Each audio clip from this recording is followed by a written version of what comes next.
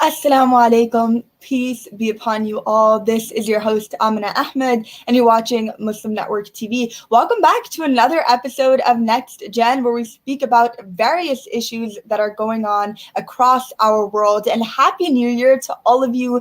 2020, to say the least, was eventful. And here on NextGen, we covered many issues ranging from humanitarian crises to revolutionary movements across the world, the COVID-19 pandemic, and issues at home, locally, the presidential election and the Democratic Party as well. And we hope to continue speaking about these issues on NextGen and much, much more. You're watching us on Galaxy 19 satellite, MuslimNetwork.tv, Amazon Fire TV, Roku, and Apple TV as well.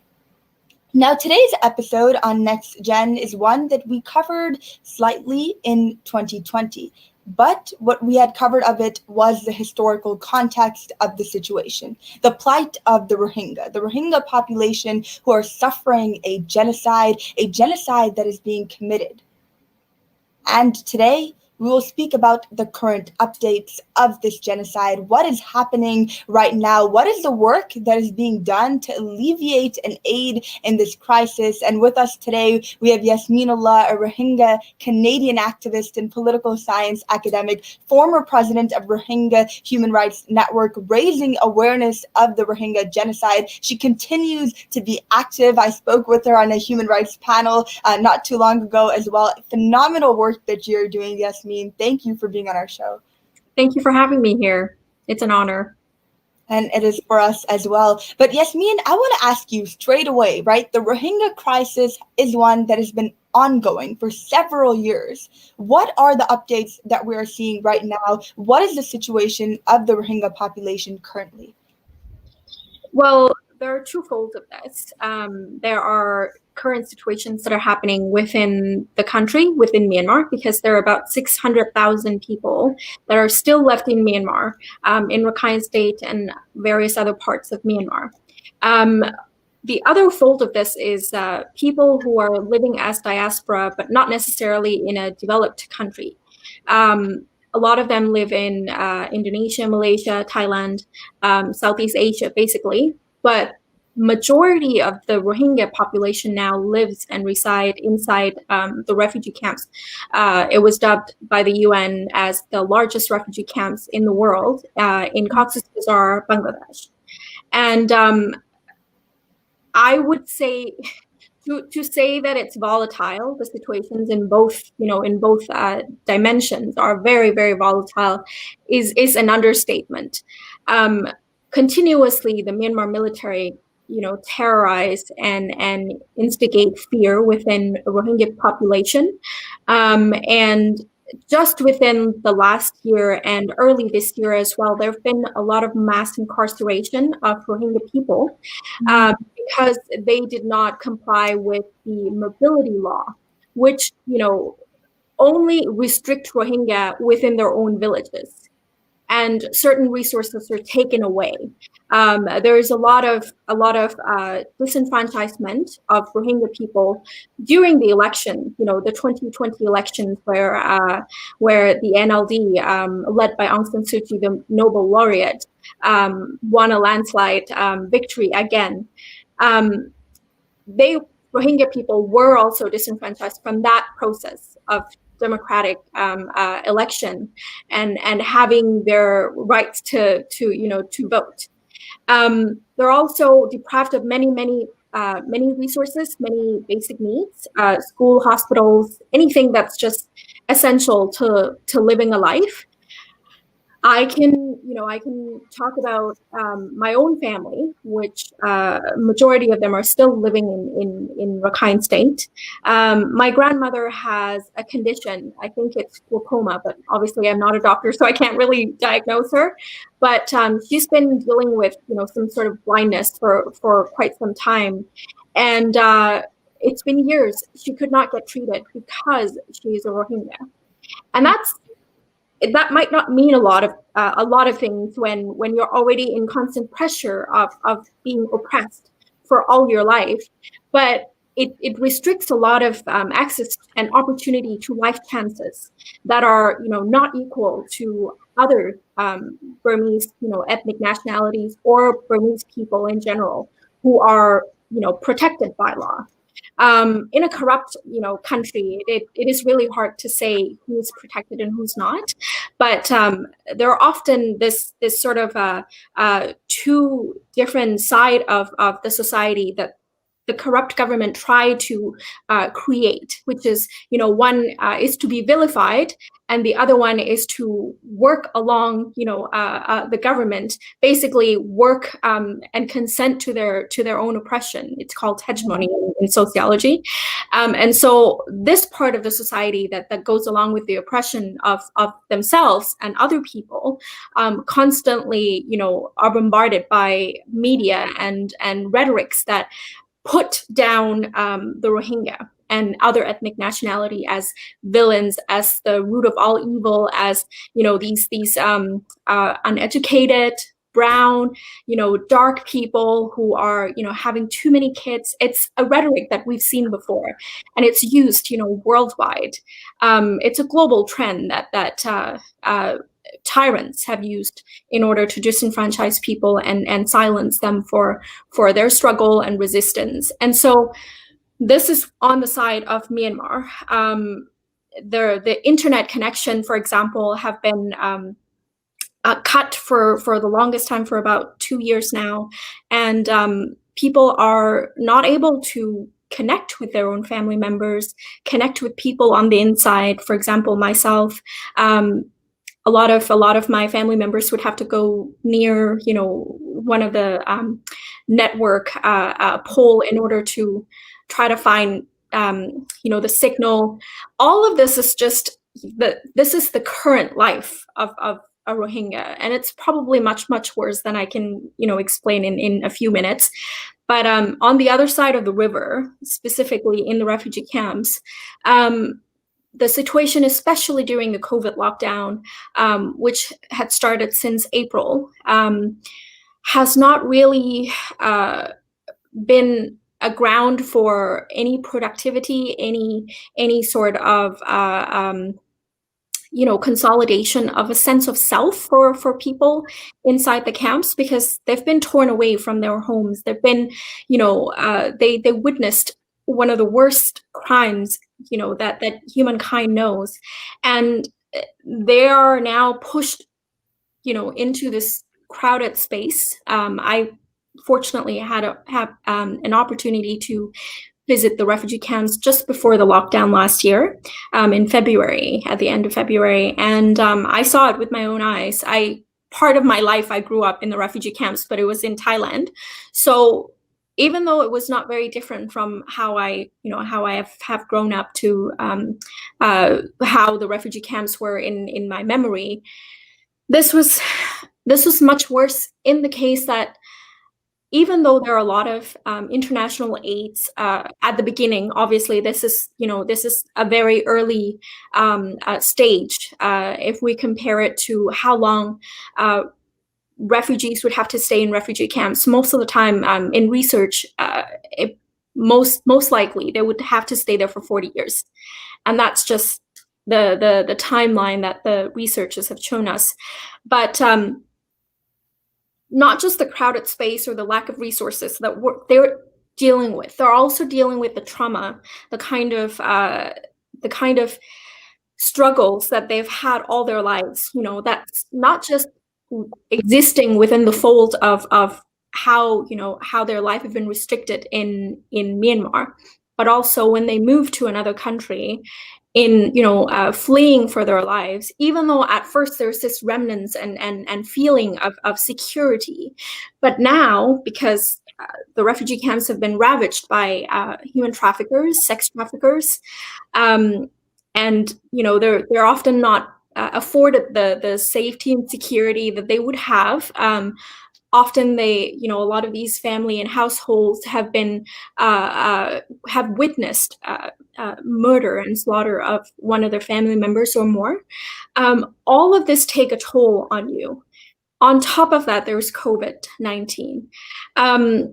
It seems like things have gotten much, much worse, as the Bangladeshi government is bearing a lot of burden of taking care of over 1 million Rohingya refugees, old and new. They are now looking to, basically declutter. That's what the word that they use.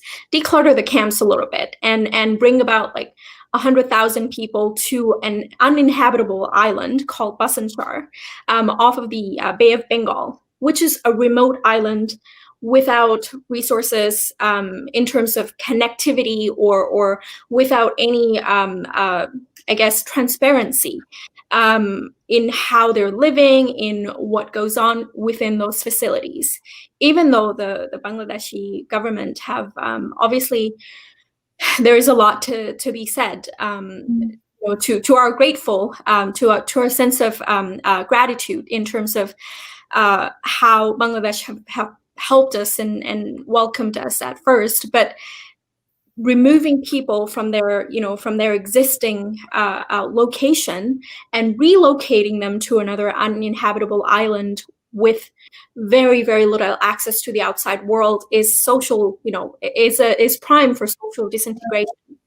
And because of this, constant trend of Rohingya being moved and leaving one location to another, it also primes us to feel like there isn't really any place for us in the world. And I will end it with this, that all of this volatile situations that that are restrictive for Rohingya to live through cause them to realize we need to constantly find another place, find a place that either there would be an opportunity of employment, or that they would be able to leave and basically have an access to a better life or some sort of life opportunities, which is why people actually leave in large numbers and get stranded at sea. And sometimes they're not rescued, and sometimes they're stranded at sea for 2, 3, 4 months, and many have died in the ocean. But people chose to live, and people chose to leave the land because the land was no longer safe. I mean, right, you're seeing people, nobody just gets up and goes on boats in the middle of nowhere, not knowing where their next home or their next meal or what is next, unless that land is dangerous for them. And just, I heard you speak, usually I will interrupt when, the time gets a bit long, but I didn't know when to, because everything you were saying is painful, right? This is the pain of a group of people who have been marginalized, disenfranchised, and oppressed in every way possible. And this is something that hits close to home to you. You spoke about your grandmother and people, the family that you have in camps as well. You grew up in a refugee camp yourself, and you were born in Myanmar, you said. So you have this connection to your homeland and the sense of, not really knowing what your identity perhaps is, because you're moving from one place to another to another. And Yasmin, I want to ask you, right, what has inspired your work? And I feel like I can assume so many things that have inspired your work, but I want to hear from you. It's not pretty. I think that having a constant reminder that I was the other, that I am different, that I would never truly fit in wherever I would be, even in Canada, although it is a lot better than where I used to live. Knowing and always questioning the idea of why I cannot be accepted as I am. Why just being human is not enough, has always been sort of a flame that engulfs my heart a little bit. It consumes me to the point that I've struggled through a lot of mental health situations just because of this whole questioning of identity and the existential crisis that we all have as immigrant, second generation immigrant, or people who have to move to another country, refugees or not. And I realized that one of the things that I want to do is humanizing Rohingya. because most of the time when we see Rohingya people represented in, the news or in an article or wherever it is often from a victimization lens, from that point of view. And I realize that it could be helpful at the very early stage of the crisis, and the crisis will keep coming. But without connecting and relating to the people that, the world is trying to help, it is going to be extremely difficult for the constant help to keep coming, because the crisis is not going to end, because the tyrant is still in power, because the government is still as corrupt as ever, even if it has changed the name from military regime to a democratic or a more democratic one. And so being able to, tell the stories of Rohingya that are humanizing, that are, very, very much a human struggle stories, just like anybody else, is really important to me. And I cherish the opportunities that I've been able to do so in retelling the stories through the lens of, human struggles, like I said, but also highlighting the socioeconomic incentives that are there in order for the Myanmar military to, to disenfranchise and eventually annihilate Rohingya. What is there for them? What is there in Rakhine State that is so valuable that human lives are no longer, at the priority of a government? Now, Yasmin, we will continue to talk about your work. You did hit on it, what your goal is, right? To humanize this population that has been only seen through a lens of being a victim. And we will continue to talk about your work right after our short break. You're watching us here on Galaxy 19 Satellite, MuslimNetwork.tv, Amazon Fire TV, Roku, and Apple TV. We'll be right back.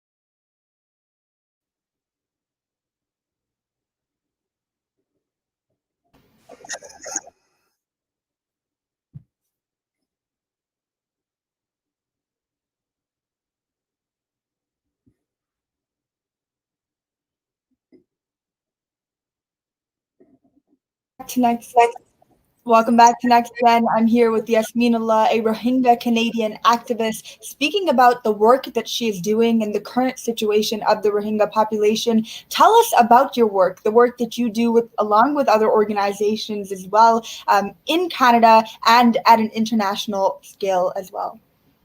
So in the past 3 years since the clearance operation of 2017 that have led to mass exodus of people fleeing for their lives, and the creation of the largest refugee camps in the world, I had had the opportunity to work with the Canadian Museum for Human Rights to curate an exhibition that is called Time to Act, Rohingya Voices. And it highlights a lot of stories of Canadian Rohingyas that have been here and are now contributing members of the society. And that project specifically was very, very meaningful to me because it brought back so much memory, but also it had sort of forced me to reconnect with my roots, reconnect with my family, because often that's the part that's obliterated as part of a larger scheme of genocide. And the very specific part of the exhibition was oral history that I was able to help find and identify some of the Rohingya members that are in Vancouver, and we sat down and interviewed them about their lives, about what has happened to them.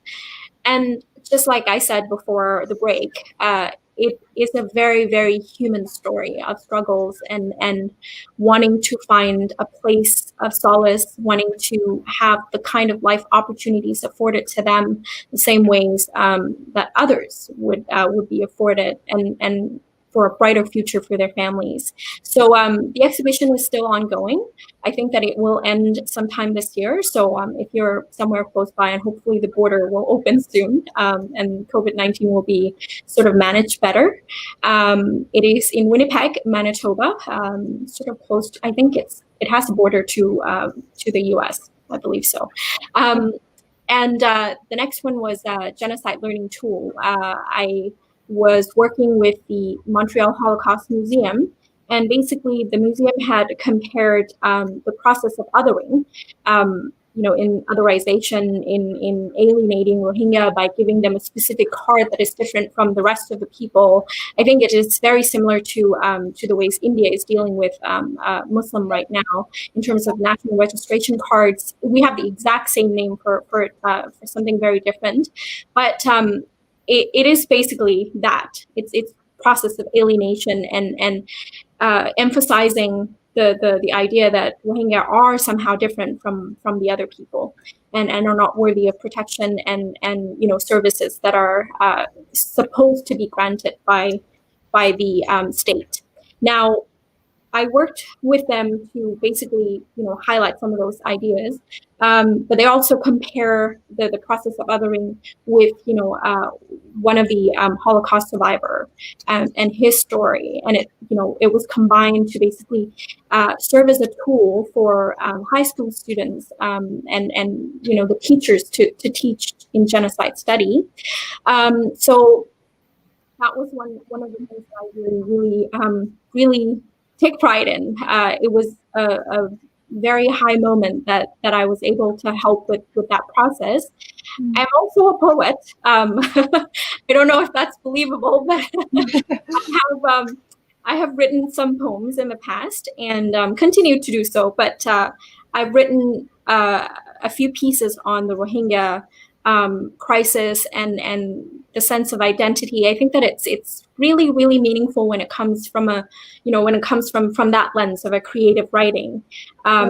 You can capture, the heart with just few words, and I'm learning to obviously improve my skills, but I've had the opportunity to have my poems featured in an anthology called I Am a Rohingya, and this was done in collaboration with many other Rohingya people, from around the world, and we have the book published, and I will post that on my Twitter probably at some point, and you can follow that if you want to.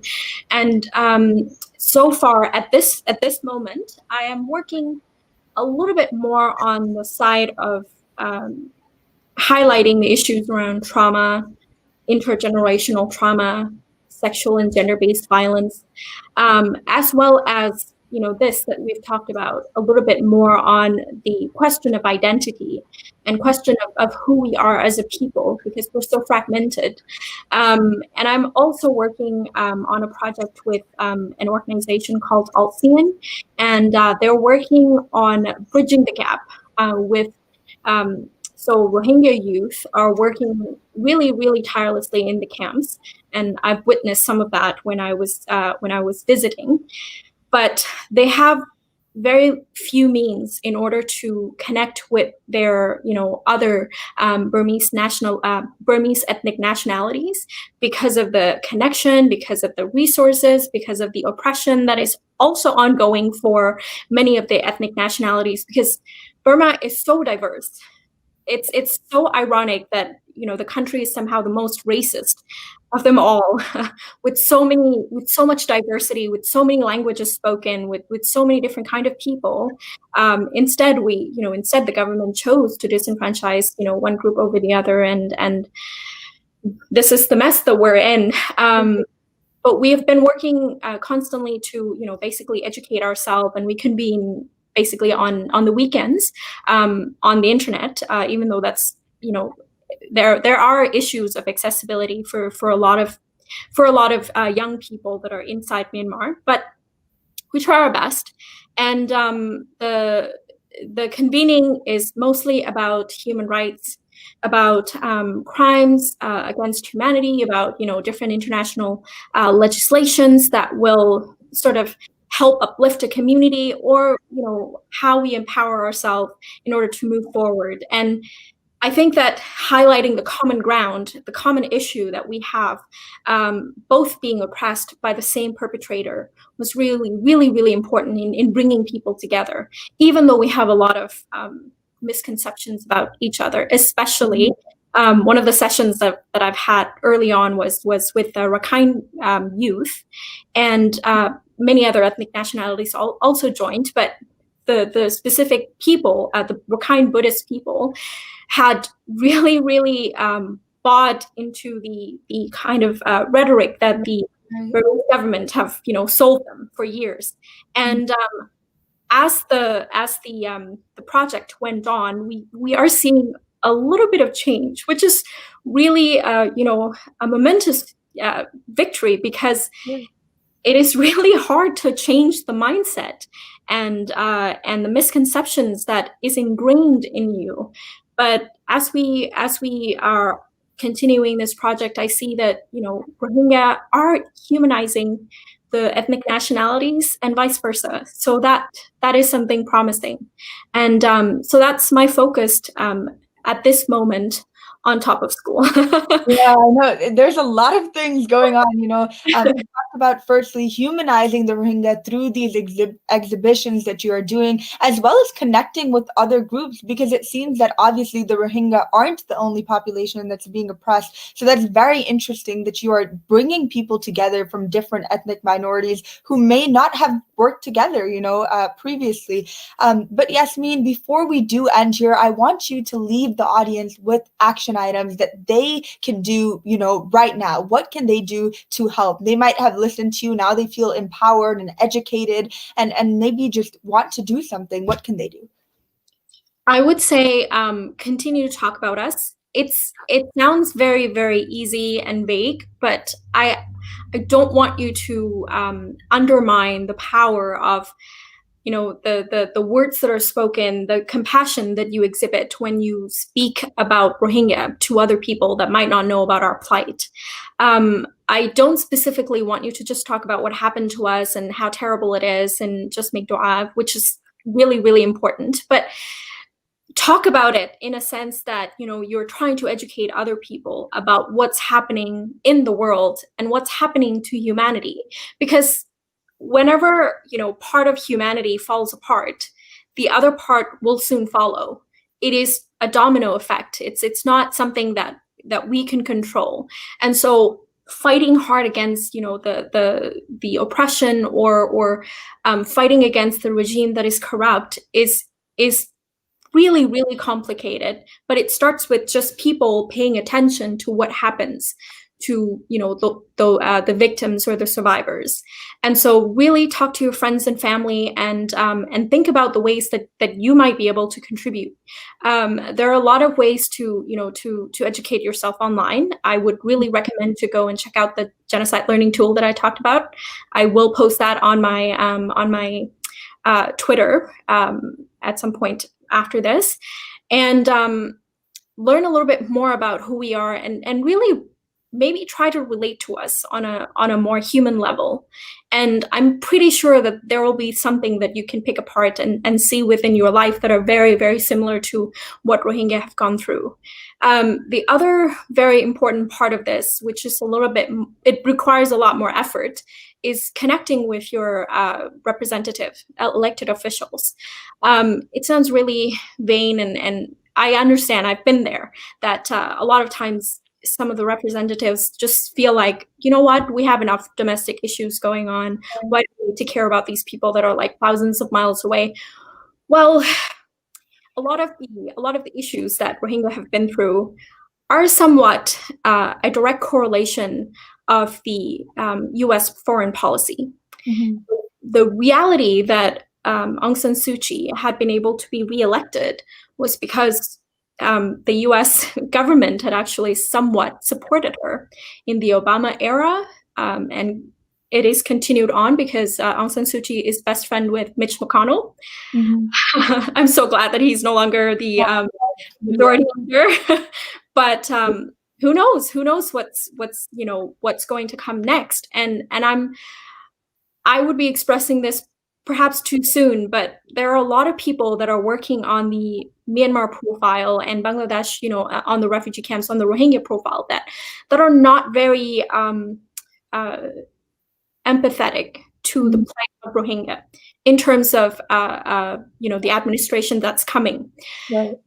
And it's really important for us to keep them in check. So in order for anything to move forward for the Rohingya, for the aid money to go to Bangladesh to help alleviate some of the burden that Bangladesh is feeling, also to help people in Myanmar, to help basically make the process of accountability, international accountability faster, it is important that we ingrain in the elected officials that are supposedly, they're answerable to us. Because they're elected by the people. And so it's important for us to hold them accountable and ask, so this is happening, even though it's thousands of miles away, it's direct result from the US foreign policy from this year, from many, many years ago. What are we doing about it? Why aren't you doing anything about it? And there are many, many bills, many legislation that can result from it. But it just hasn't been put as a priority.